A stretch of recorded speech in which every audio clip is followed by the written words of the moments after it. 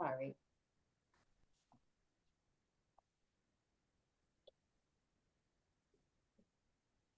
Having troubles. Okay, there we go. We're all acquainted with where Whelan Lake is. It's the north border of Oceanside, bordering Camp Pendleton to the north.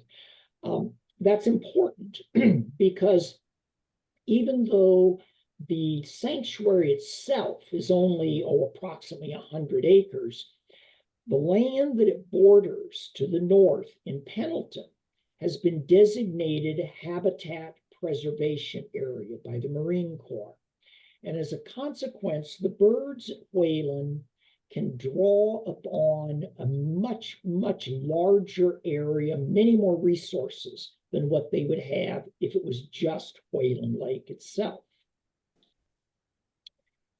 This is the entry into Whelan Lake. Just to the right of this sign is a gate that controls entry into the lake, but it also controls entry into the San Luis Rey wastewater treatment plant. Now, in the past, that gate has been open virtually all the time. Unfortunately, over the last 6 months, the city of Oceanside has seen fit to close the gate all the time. Now, if you're going to Whelan Lake during the normal day, that's not a problem. You can get in relatively easily. I tend to go to Whelan Lake very early. I'm there usually 1 to 2 hours before sunrise. And so for me, this is presenting a little more of a problem. It remains to be seen how that's going to work out here for the future. Very briefly, as Deborah alluded to, originally the Whelan Ranch, which is where the lake is at, was a land grant ranch. It goes all the way back to Pio Pico, when he was the last Mexican governor of California. It was originally a beef ranch, but in the early 1900s, a man by the name of John Whelan bought the land and converted it into a dairy farm. It was run as a dairy up until his death, and then thereafter by Ellen Whelan, one of his daughters. Originally, the lake was nothing more than runoff from rain. But in the 50s, the San Luis Rey wastewater treatment plant was built, and an agreement was reached to allow water from the treatment plant to flow into the lake. Now, this is tertiary treated water. And that means that the inorganic materials have been removed, but it still has large amounts of organic material still present. The water stored in the lake, the organic material undergoes degradation, decomposition, and ultimately, most of the water leaches through the soil into the aquifer underneath the San Luis Rey River Valley. Now, the lake also is aerated.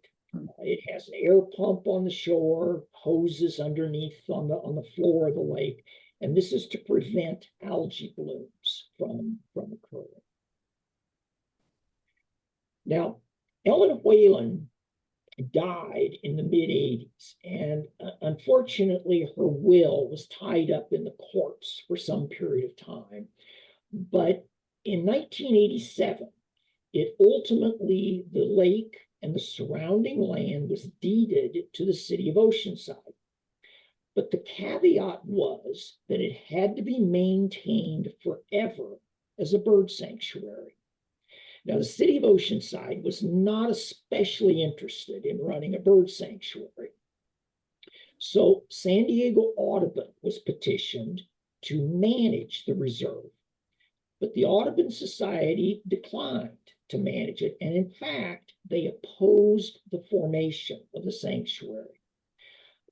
there was a reason for that, and probably a bona fide reason. For many, many years, the lake had been winter grounds for hundreds and sometimes thousands of Canada geese. Now, originally, these geese would spend the night at the lake and during the day would fly out to surrounding cornfields. There were many, many dairies between what is now I-5 and I-15. And this corn was raised to feed the dairy cattle. Well, as the dairies went away during the 70s and the 80s, the cornfields went away. And in fact, Ellen Whelan spent the last 10 years of her life and almost went bankrupt feeding these Canada geese. And the Audubon Society did not want to be on the hook for feeding hundreds of geese in perpetual. So that's why they turned, down the role of management. Now, once that occurred, there was a board of trustees formed. They'd been managing the reserve ever since. Originally, they used proceeds from the sale of some of the land, but now they receive grants from various wildlife preservation organizations. And in my opinion, they've done a terrific job, of managing this reserve. This is a picture that was taken somewhere in the 70s. We are looking north. That is the hills of Camp Pendleton that we're looking at. And that is a picture of Ellen Whelan feeding the geese. There's a couple of things about this picture that are important. First of all, you can appreciate the number of geese, that are there.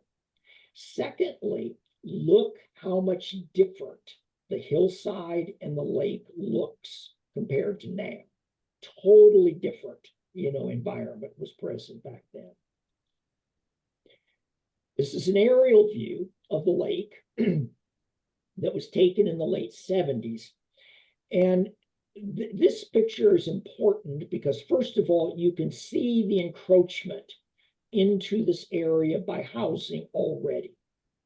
Secondly, if you look at the lake right here and right here and compare that to this view, there are no islands back in 1978. This island and that island are relatively new. They were the result of tailings being deposited in the lake when the Army Corps of Engineers dredged the San Luis Rey River Valley as part of a flood control project. Those islands have become important because they are nesting areas for many of the resident birds, at Whelan Lake. Okay, well, that's enough about why Whelan Lake is the way it is. But let's now talk about taking pictures, at Whelan Lake. Kathy? Yeah. The tax guy wants the quality renovation invoices. Okay. Do you know where they are? And everything good? Yeah, okay. There are a number of places. If you choose on a Saturday morning that you want to go take pictures of birds, there are a number of places that are very popular, here in Southern California. And what I've done is compared Whelan Lake to a couple of the more popular ones, Santee Lakes and the San Joaquin Marsh and Wildlife Reserve. First of all, at Whelan, the birds are not tame. It is a big lake. It's difficult to get close to birds, particularly the waterfowl. Nothing like Santee, to a degree, even nothing like San Joaquin. We've already talked. Whelan is a private lake. It's private access. Now, that's not a major obstacle, but it is still something that has to be dealt with. We're going to talk about heat haze in just a few minutes, so we'll skip over that now. But on the plus side for Whelan Lake, there is a good variety of birds, particularly during the wintertime. Many waterfowl, many passerine or land birds, are there. A big plus for me is that you can get right down to the lake. You can get low point of view when you're taking pictures, of, again, particularly the waterfowl. Much, much better than, say, at Santee or San Joaquin.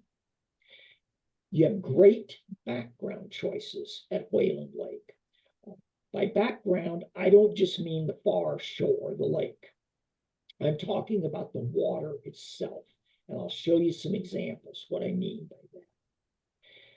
But for the type of photography that I like to participate in, the type of images that I like to take, the biggest plus to Whelan Lake is there's nobody there. I've been to Whelan many, many, many times over the last 15 years. And 90% of the time when I go, there's nobody else there. I'm the only person. And that's going to be important when we talk a little bit about how I like to take the pictures that I do. Now, when you decide that you're going to go out and take some pictures, there are some things that you need to be aware of. Where's your sun? Is it behind you? Is it in front of you? How are you going to get close to the birds? By and large, the closer you are to the birds when you take the picture, the better your picture is going to be. You need to get low. Much, much more engaging to have a picture taken of a bird at eye level rather than looking down at the bird. Much more engaging, type of picture. You can choose your background at Whelan Lake. Your background is going to be dependent on the weather, the time of day, the time of year that it is. I'll show you some examples, what I'm referring to here in just a few minutes. Now, heat haze and surface fog. Classically, heat haze is the air shimmering when it gets hot. That's the mirage, down the road in the desert. We're all familiar with that. And that's not peculiar, to Whelan Lake. That occurs everywhere. But there's another phenomenon that occurs at Whelan, and that's what I refer to as surface fog. Now, when the organic material that is present in the water undergoes decomposition, it gasifies. And that means that tiny microscopic bubbles of gas are released. And those come to the surface where those bubbles literally burst. And what it does is it creates a fog or a haze across the surface of the water. Now, on some days, that's really obvious. You can stand there and you can see it. But most of the time, it's not obvious. And what you find is you take your pictures, you go home, you look at them on your computer screen, and all of your pictures look out of focus. They look soft or fuzzy. And that's the result of this fog that lays over the surface of the lake. Now, what I'm going to do to kind of demonstrate some of these things we've talked about is we're going to take a trip around the lake. And I'm going to show you some spots that I like to use to take bird images in. And we'll see some examples, of what that looks like. The first place that we're going to go to is my favorite spot for waterfowl at Whelan. And that's literally right off the parking lot. You park your car, you walk down to the lake's edge, and there you are. And so we're going to start off right there. Now, the first thing that we've got to do is we have to get close to the birds. Now, this is the way that I used to do it. I put up a pop-up blind. I don't do that so much anymore. What I do now is I come down to the water's edge and I set up my camera. Now, if this picture were really a prelude to me taking pictures at Whelan Lake, the camera would even be lower than this. It would be about 6 inches above the surface of the water. Once it's set up, I attach a wired remote to trigger the shutter. I use the LCD screen at the back of the camera to track and to focus on the birds. And then I cover up. I use a camouflage tarp, so-called bag blind. And this enables me to stay in this particular location without the ducks being alarmed. When I look to my right, I'm looking north. Those are the hills of Camp Pendleton, and that's what I look at. Now, you can see that's a big lake. In fact, if you look closely, you can see some ducks out the center of the lake. They're a long ways away. That's never going to be a good picture. When I look to my left, now I'm looking west. Now what I see is I see this end, what would be the southwest end of the island. Now, what makes this spot work is that many of these ducks spend their night in the center of the lake, out here. But what they do at sunrise is they come in to the shallow water around the island and the slough, the little channel around the island. And if the ducks are not alarmed, if they're not aware that I'm there, they will swim right by me. If they know you're there, then what they'll do is they'll go out into the center and they'll come down to the island like so. So it's important that you be there and that you not alarm the ducks. Otherwise, you're going to be shooting at very, very long distances all day long. Now, when I get set up, get ready to go, this is the type of image that I can get. This is a pied-billed grebe, a very common bird there at Whelan Lake. And there's a couple things about this picture that I'd like to point out. First of all, this picture was taken about 15 or 20 minutes after the sun rose on a clear day. There's a little bit of overcast in the east, and that diffuses the sun. When that occurs, the lake turns gold, and it will remain like this for about, probably 30 to 60 minutes after sunrise. So that's the appearance that you get. Now, on the other hand, if I come on a day that is overcast, that has a heavy marine layer, this picture is taken from the same spot, identical spot. In fact, those birds are probably almost in the same spot that the first one was. But instead of the gold, you get this steely green or steely gray appearance to the water. Again, another shot taken from exactly the same location. This is the surface fog that I'm talking about. Now, ordinarily on a day like this, I would just turn around and go back home. But on this particular day, I wanted to shoot something where it had almost kind of a mysterious, look to it. And that's the look, that you get.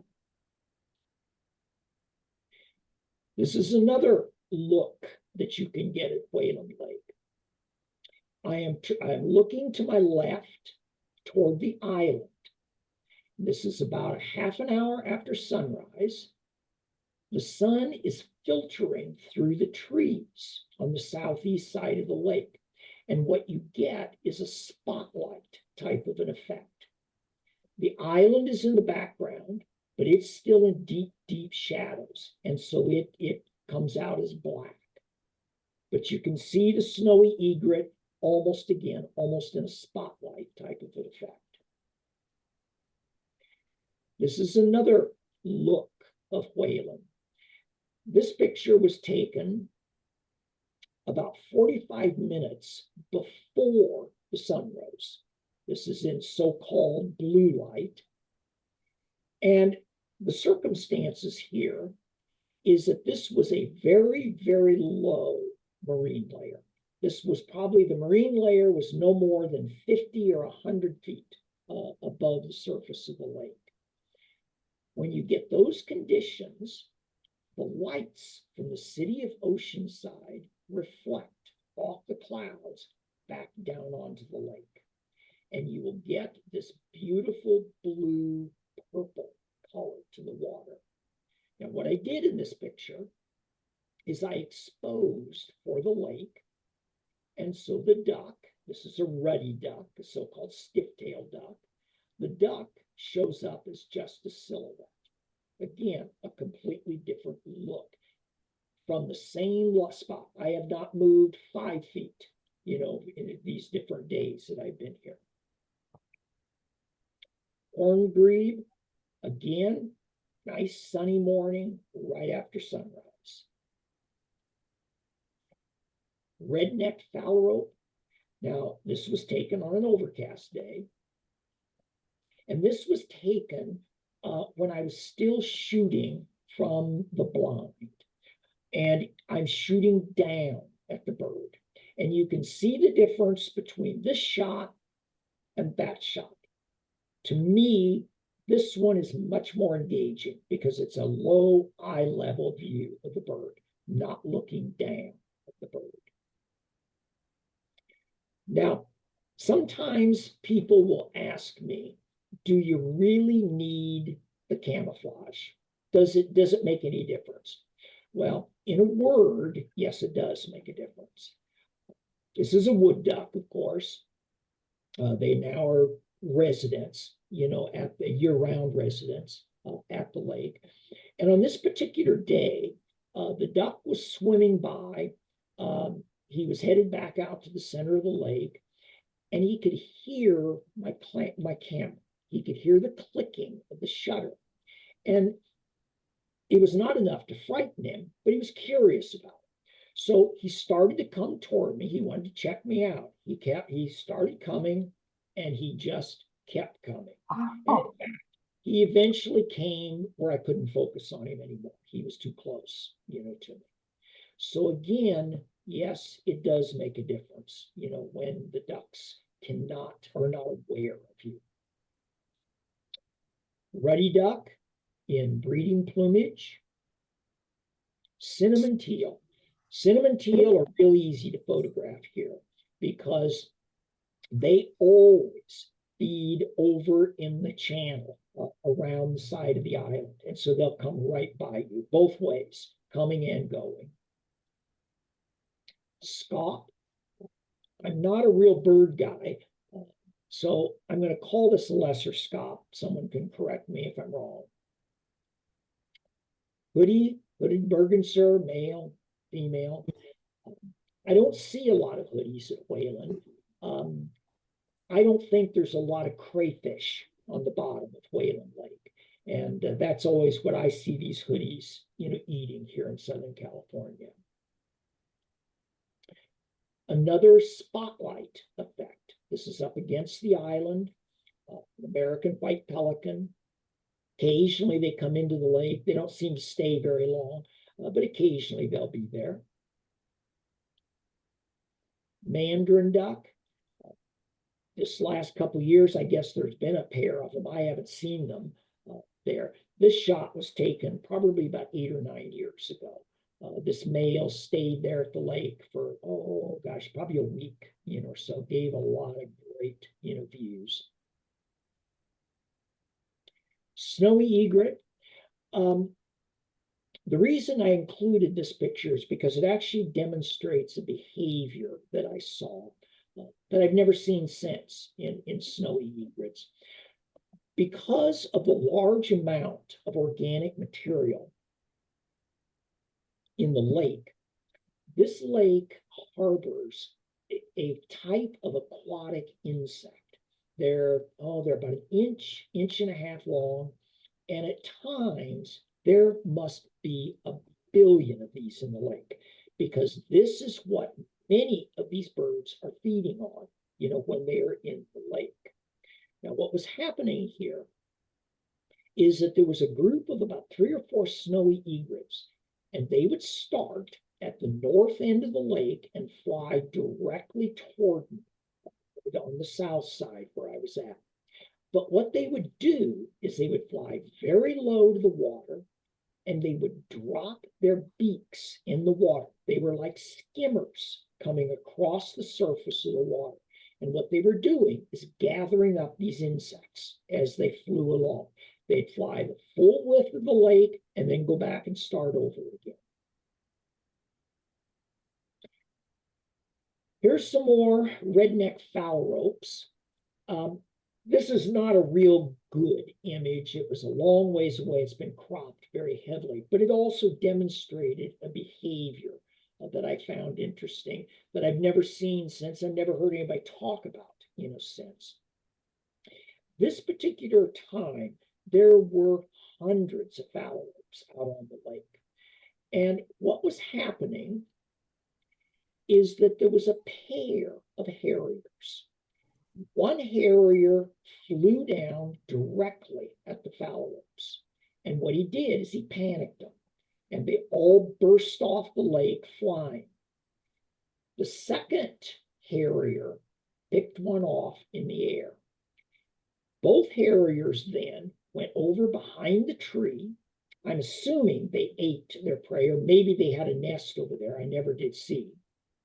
But about a half an hour later, they came back and repeated the same behavior.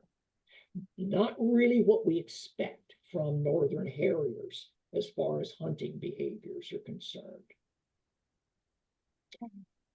Okay, well, what we're going to do now is we're going to leave the lake for a little bit.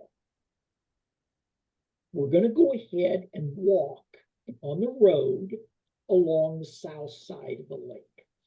And this is what you're going to see. Now, what we're going to do here is we're going to be concentrating now on land birds, on passerines. This group of daisies, unfortunately, is not there anymore. They cut them down and plowed them under. I'm assuming that it was the result, of the native revegetation, movement. I don't know. Unfortunately, it over the years, I've taken many, many shots, many images with that as the background. So I will miss it, come this spring. There are also some fruiting trees with berries, so the mockingbirds come in. California scrub jay. Now, this image, I'm going to talk about this image a little bit because I think it will elucidate some of the reasons why I like Whelan Lake so much. As Deborah mentioned, ever since I was a kid, I've been fascinated by the details of birds. Their feather patterns, their colors, their beaks, everything about them that make them so unique and, in my opinion, quite beautiful creatures. And so I like when my image can display that. I want my image to show the bird at its best, to show why it is such a unique creature. Now, the way that this picture was taken is that I came to Whelan 2 mornings in a row, and about the same time every morning, 3 or 4 scrub jays flew from the south over the road out to the island. And I'm assuming they were feeding on something up the island. The 3rd morning, I came back very early, and that perch that the bird is sitting on, that's mine. That is attached to a tripod on the right-hand side. I set the perch up over the area where the birds had come across. I went back, set up my camera, got everything ready, and then I threw about a half a dozen peanuts on the road. The scrub jays came, and it was like a magnet. Down they came. And so this is the type of shot that I was able to capture. It's a shot that would be very, very difficult to reproduce just walking around, in the woods. Oh, yeah. This is another one, similar situation, California thrasher. On this day, I could hear, this was in the spring, and I could hear two thrashers, one on each side of the road, and they were squawking at each other. I'm sure they were having some kind of a territorial dispute. And so I sat down, got my camera ready down on the road, and I just waited. And sure enough, eventually one of them had to come out. They had to see what was going on, kind of see what their competition, was. And so out he came. Warblers occur in this area. I don't take a lot of warbler images because at Whelan, my experience is that the warblers typically are up in the trees. And that's just not the type of image, that I'm particularly interested in. But this little Wilson's warbler came down and played with me one day, and he stayed down low enough to where I was able to get some eye-level shots of him. Towhees, spotted, California. They're real common at Whelan. Towhees are generally pretty easy to photograph because they're so vocal. And if you just stay very still near the areas where they were at, very frequently, they will come up and take a look. And this is what you get. Western bluebird. This also is a setup shot. Those are holly branches from my backyard. And what I did is I saw a group of bluebirds several days in a row in about the same area. So I brought these from home, set them up on a tripod, and down below the image, there is a little a clear plastic cup with mealworms in it. And it took them a while, but eventually they found it. And once they did, they were very accommodating, just sitting here, letting me shoot away at them. Bush tits, very common along the stretch of the road. These guys frustrate me a great deal because I've never been able to figure out a way to attract them or to set them up. And they flit and move around so much, they're really difficult, to get good images of. White-tailed kites on the kite tree on the island. This is a shot that also demonstrates a behavior. This picture was taken in December, well before, they would have had any eggs or chicks in a nest. But what happened is that this bird caught a vole and brought it to the perch and gave it to his partner. And he went ahead and ate, the vole. They did not take it back to a nest. They were not feeding chicks. So I'm assuming that this was just a gift, part of the courtship, behavior on the part of the birds. Oh. Black phoebe, at times are common. This is another setup shot, but that's not my perch. I simply observed that this phoebe, like many of these flycatchers, will have preferred perches that they will sit on and then sally forth, back and forth, catching insects. And so when I saw that, I just set up, waited, and sure enough, he came back, and this is the type of picture that we get. Okay, so we're going to walk a little further down the road. We're probably 100, maybe 150 feet, down the road. And this is what we're going to be looking at, here. Now, in this area, you're going to find birds that you would expect to find here. I see mourning doves, house wrens, several different types of sparrows. These are all common, in this area. But what I'm interested in is that right there. And the reason for that is because that is in the mid-spring, the favored area for yellow-breasted chats. And they come into that area fairly regularly. There may be 3 or 4 of them, along that stretch. Chats are like the towhees. They're very vocal, so they're there. And if you just wait, oftentimes they will come up, and show you. Same thing here. This is one that I heard, just like the thrasher. I heard it squawking, at another bird. And so I waited, and out it came. Roadrunners, don't see a lot of them, but when I do, they're usually down there by the cactus. Okay, we're going to leave the road. We're going to walk back up on the hill. We're about 30, maybe 40 feet above the level of the lake. And we're up where the beehives are at.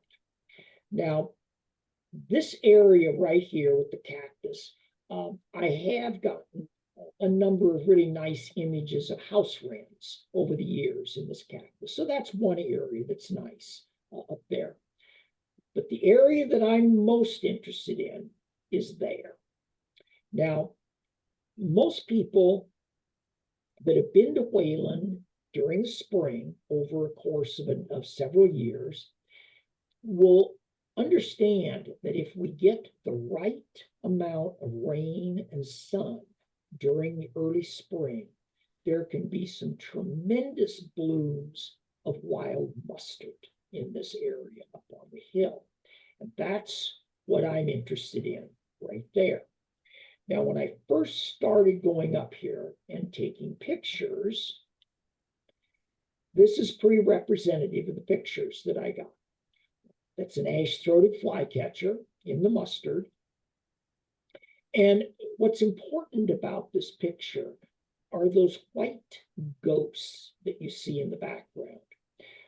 What those are, they're the skeletons of previous year's mustard growth. And to my eye, they're very unsightly in a picture. They're impossible to get rid of in Photoshop. And so to me, they really detract, from the image. So what I do now is I go up into this area in December. Now, this is way before any mustard has even popped through the ground.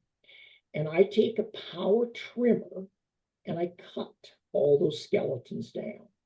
I've cut an area there, probably 200-300 square feet, where all the skeletons have been cut and are down on the ground. When you do that and then come back, that's the type of image, that you can get. It's a song sparrow. And the way that this image was taken, again, this is a setup. Those 2 branches of mustard are on tripods. If you watch this area closely during the spring, you will find that there are certain species of birds that become very territorial in these areas. And what they do is they will fly around the perimeter of their territory. They're trying to defend it from other males. They're trying to woo a female to come into this area. And so they'll sing to mark their territory. Now, what makes this work is that these 2 branches of mustard I have set up in such a way so that they are about 6 inches higher than the other surrounding mustard. These birds absolutely are obligated to sit on the highest point and sing. And that's what they do. They'll come in and sit right up on my mustard plants and sing for me. That's the type of thing that we get there. Red-winged blackbirds do the same thing, down in this area. But for me, the real star of the show are these guys, the common yellow-throats. These are probably my favorite bird at Whelan Lake.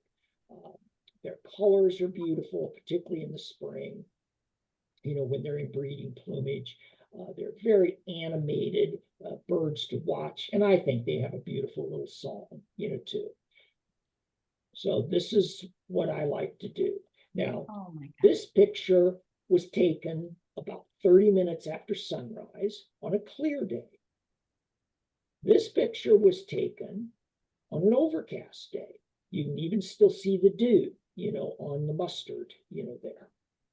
So this is something that you can do, up on top of the hill.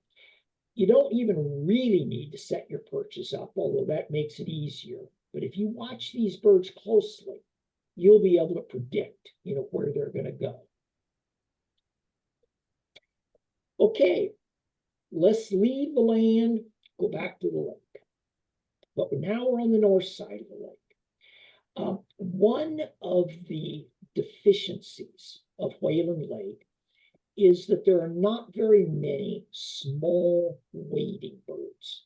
The lake just isn't conducive, to their feeding behaviors.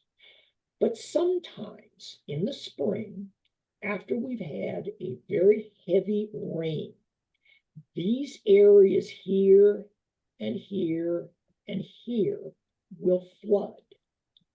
And when they flood, then the wading birds come. This is a pair of killdeer. You can see where the grass has been flooded, over here. This was a pair of them came down there and fed for, oh my gosh, they were down there half an hour, with me.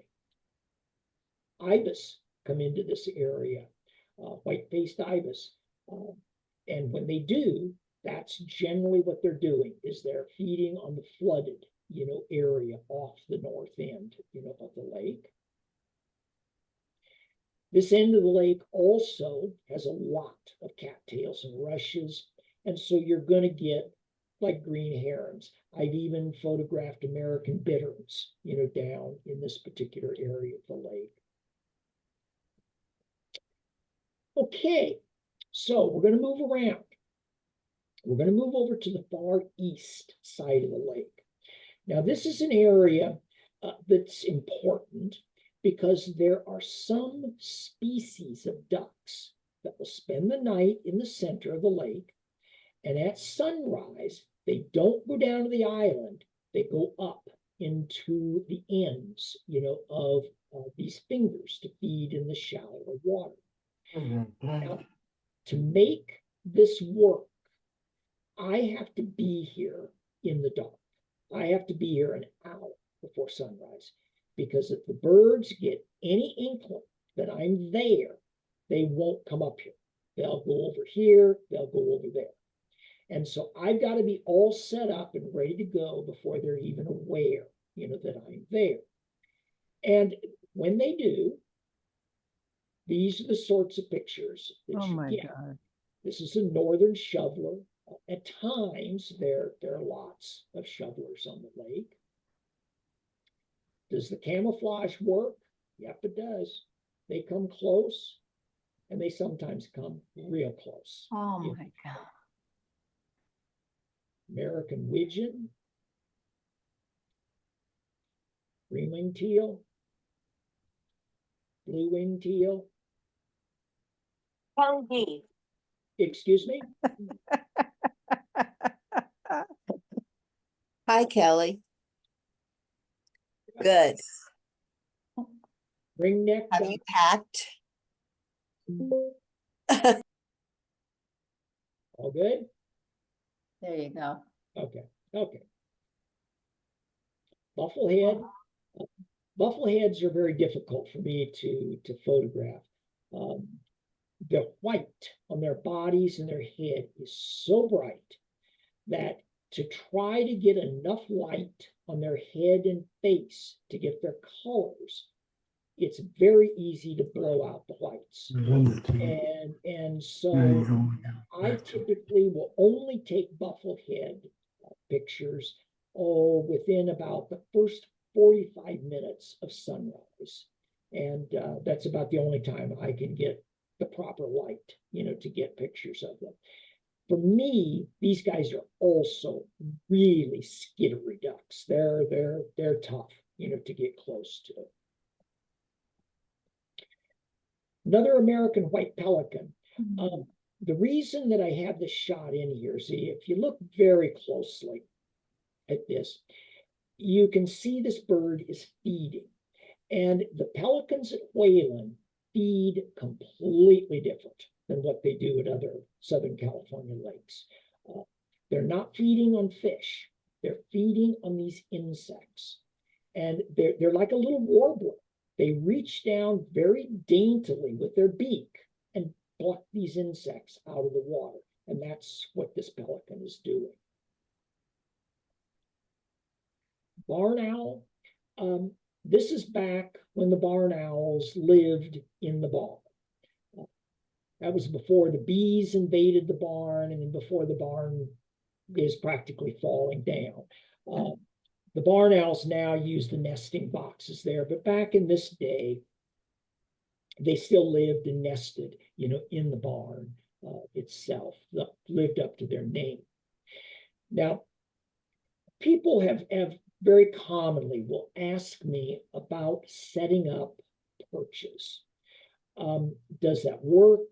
Why do you do it? Is it even ethical, to do that? Well, this is an example. Now, this was not taken at Whelan Lake, obviously. This is taken up in Central Oregon. But this is my perch that these birds are on. If you look very carefully on the lower left-hand side, you can see the tripod, back there that's holding this perch up. To make setup perches work, there has to be a reason why the birds are coming to that area to begin with. It might be food, it might be water, it might be testosterone, like the yellowthroats, for example. Now, what was happening here is that to the left, there is a very small puddle of water, year-round water. And every morning, literally hundreds of these crossbills would come down and drink. But there wasn't enough room for them. And so they had to wait their turn. Now, prior to me putting this perch up, they waited in the trees that you can't see in the image, but are surrounding, this area. But when I put the perch up there, down they came. And you can see they're all looking over, to the left. They're looking for a spot, at the water trough. And when one would open up, they'd fly down and drink and then be on their way. So this is a type of shot that you would never be able to capture in the wild, just walking around. The multiple birds, the perch, the background, all of this is by design.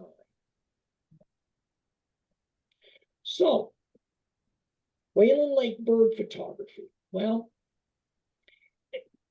I believe that you can get great, detailed, close-up images of a lot of different kinds of birds. To do that, you have to be aware of the time of year. You have to be aware of your backgrounds. You certainly need to study bird behavior, at Whelan Lake. And I recognize that this is not for everybody.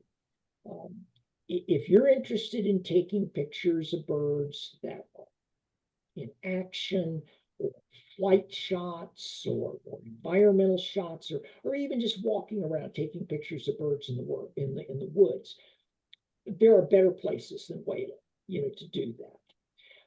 But if you're willing to put the time in and to accept the fact that there are many days that I go to Whelan, I'm there 15 minutes and I turn around and I go back home because it's just not right.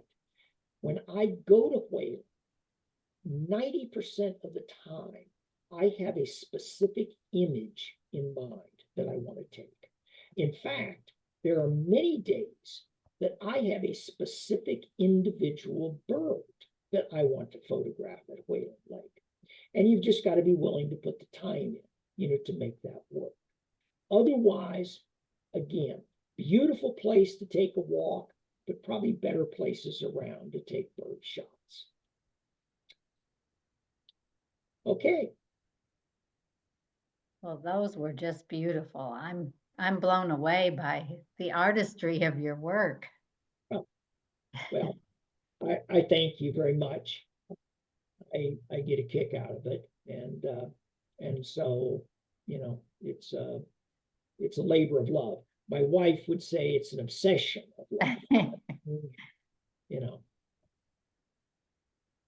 When you're in the camouflage, how long will you sit there? How long do you usually have to sit there in camouflage like that to get some of those incredible shots? That depends a little bit, Deborah.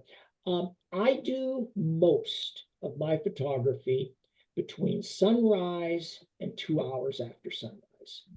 And so I'll be there for 2.5 hours. There are times when I've sat there longer, and there are times when I have sat there for 2 hours and never pressed the shutter, never had one opportunity. So just the way it is. Right. Yeah. That's incredible. The variety out there also. I just can't believe how many different types of ducks, and the colors are amazing. Yeah, there's lots of them out there, and it changes all the time. You know, you'd be out there one day, and you might be able to see 3 or 4 or 5 buffleheads, and then you come back 2 days later, there's not one. And so you've got to, again, just be willing to come back and forth. It doesn't seem like the type of place that for a beginner would be a really good spot to start. Seems like you're pretty advanced to do a lot of those, especially the poses. Yeah. I mean that's kind of yes and no. You know, the key, you know, when you're beginning any type of hobby or activity or whatnot, is initially to keep your expectations low. And if you do, then you're going to be happy, you know, with some of the shots. But there are, particularly the passerine birds, the land birds, there are opportunities that you can go out there, you know, a beginner, and take some very nice shots. Passerines. Well, that's great. Anybody else have any questions? Yeah, Well- I have a couple of questions. This is Emmy. I am not a bird photographer, and I don't aspire to be one, but I admire what you're doing, and it's very interesting to hear about how you think about it. One question of mine is about Whelan Lake, which I thought that you had to have prior arrangement to go in there, and you seem to just wander in. Can one just wander in? No, I don't. If I'm going to go to Whelan, I always contact Cheryl or Greg. And before they were there was another caretaker that I was good friends with. And so I let them know that I'm coming. In the past, when the gates were open regularly, yes, I would come in way before, you know, before sunrise. If you do that, you certainly want to be aware of the fact that you do not want to shine your headlights into Greg and Cheryl's house when you drive up, and, you know, and make a lot of noise out in the yard, and you don't want to do that. But I'm always very conscientious, and I park my car, turn the lights off, then go in and park my car, and then I walk, you know, from that point on. Now, Okay.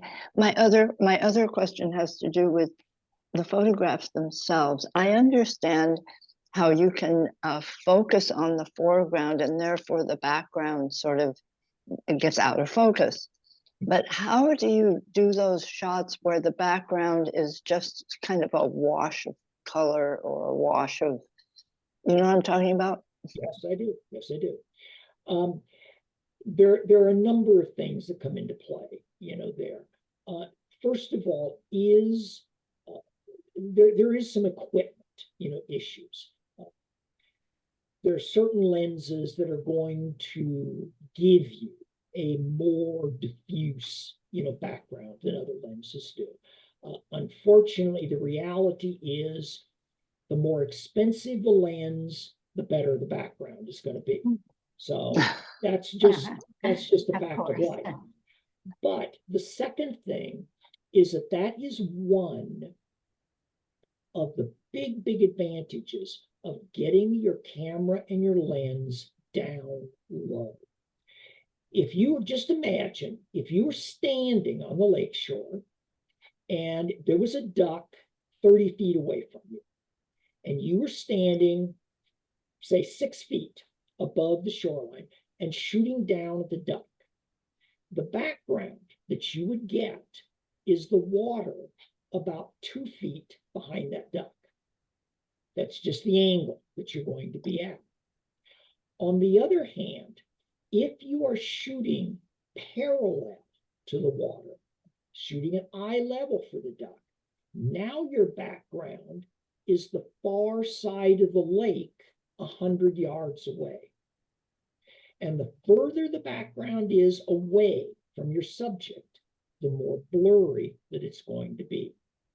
And so no matter what equipment that you have, your goal, if that's the type of shot you want, now that's not always the shot that people want, but if that's the type of shot that you want, your goal is to get to a level where the background is a long ways away from the bird. That might be getting down on your knees if you're shooting, a passerine, bird. Or it might be, in the case of the ducks, putting your lens right at the level, of the water. And so, so that's Go ahead. do that. Thank you very much, and thank you for sharing your work with us. Certainly. If anybody wants practice at shooting low-level shots at ducks, and this doesn't make any difference how expensive your camera, is to go down to Santee Lakes and rent one of the paddle boats. Paddle out onto the lake and buy one of the little bags of scratch seed and throw it off of the paddle boat. And the boats or the ducks will absolutely mob you. And from that paddle boat, you can hold your camera very safely right off the side of the paddle boat and shoot right at water level. Wow. And get lots of really nice close-up shots of ducks down at Santee. Good tip. Well, I wanted to thank you for sharing your beautiful photographs. They're just really so wonderful and artistic.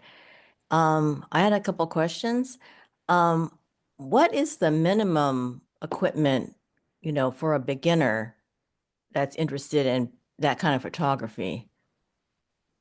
Oh boy, that's a tough question. First of all, I have seen some very nice pictures, like down at Santee, for example, taken with an iPhone. So there's your minimum, equipment right there. Well, I was thinking a little bit above that. Yes. On the other hand, if you're just beginning, there are a number.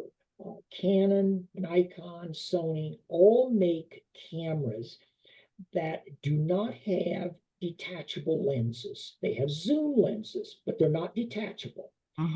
You can buy these cameras for anywhere from $250 up to $800, depending on how many bells and whistles that you want, with them. And if you are in good light, like during the day, for example, or even in the early morning, those cameras will work great, and they'll take nice pictures, for you. Oh, okay. That's a good start. The advantage to expensive camera gear is not that it takes any better pictures than like the point and shoots if the light is good. But expensive camera gear will give you good images when the light is not good. Oh, I see. And the cheaper gear will not. It will absolutely struggle, in that situation. So that's just something to keep in mind as a rule of thumb. Okay, thank you. Michael and Jody, did you have a question? We need you to unmute if you can. Sorry. I had one of the questions was answered that how he gets in early. Do you still get it in before daylight or still at the lake? And if so, do you just call and make special arrangements?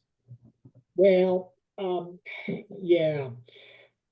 Cheryl and Greg have stated that they don't want anyone to call before 7 a.m. Now, yeah, I kind of grease the skids occasionally, and they'll let me call as early as 6. And what they do is that they then call the wastewater treatment plant, and the wastewater treatment plant opens up the gate. That's kind of the way it works. What I have done here this last 6 months, there is a shift change that takes place at the wastewater treatment plant at 6 o'clock. And so about 5:30, you start to get guys coming to the plant and going in. And I just sit there in the cul-de-sac, wait for the gate to open, and then I go through. Okay. That's kind of my workaround. That works in the wintertime because it doesn't get light, until 6:30, 7 o'clock or so.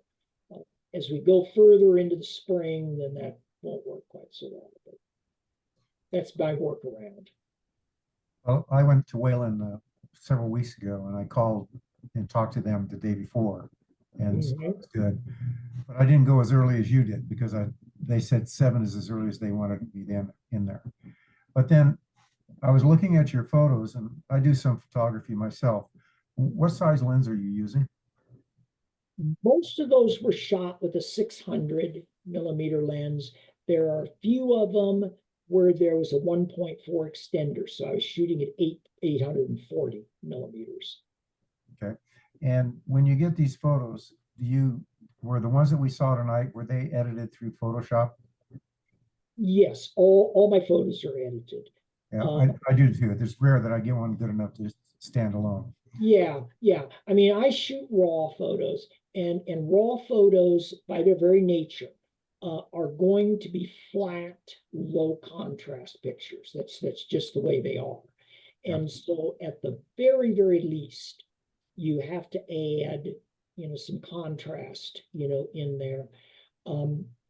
The most common processing that I will do is that I will select the bird and I will bring the brightness and the saturation up slightly on the bird. And then I will select the background and I will darken and cool the background. I'll make the background a tiny bit more blue than what it might have been otherwise. And what that does is it makes the bird jump out of the background. It separates the bird from the background. And so that's all done in Photoshop. I've gotten away from Photoshop, but I use I have a Mac and I use Mac's Edit, and usually more than enough for me. And not that I have all the answers, but to the lady that wanted to talk about cameras, I started out with a kit from Costco and it was affordable. And it gets you familiar with the DSLRs, the cameras similar to what he's using, and without having to sell the house to get it. So just something to think about. That's a good idea. Yeah, in today's world, I mean, there are some cameras that you can buy inexpensively. Now, I recognize that that's a word that's relative, inexpensive, but you can buy cameras today that are entry-level cameras that are way better than the professional cameras of 15 years ago. I mean, the technology has just absolutely gone bonkers, in cameras. Well, a lot of the people that have the former DSLRs which is the cameras traditionally that you saw people like people using photos to take pictures of birds, wildlife, etc. They've gone to what they call mirrorless, and the DSLRs, I wouldn't say they're a dime a dozen, but they've come down a lot in cost because people like Jim, do you use mirrorless? Yes. Yeah, because the mirrorless they really are spectacular. Mine's being fixed right now, so I went back to my DSLR, and there's something to be said about simplicity. Yes. Yes. But no, but the DSLRs are a great starter camera. If you get into it and you really like it, then you can think about further investment. Just my opinion. Thank you very much. Those were beautiful photos. Yeah, Thank you. it's really interesting. I agree with you on your philosophy, about cameras and getting started. That's a good approach. Thank you Well, again. thank you. Thank you bet. so much, Jim. You bet. Yeah, it was a great evening. Yes, thank you. Yeah, We'll have beautiful images to dream about tonight. there you go. Hopefully they'll come to us in our dreams. Okay. Thanks, Well, good night, everybody. everybody. Uh-huh. Bye-bye.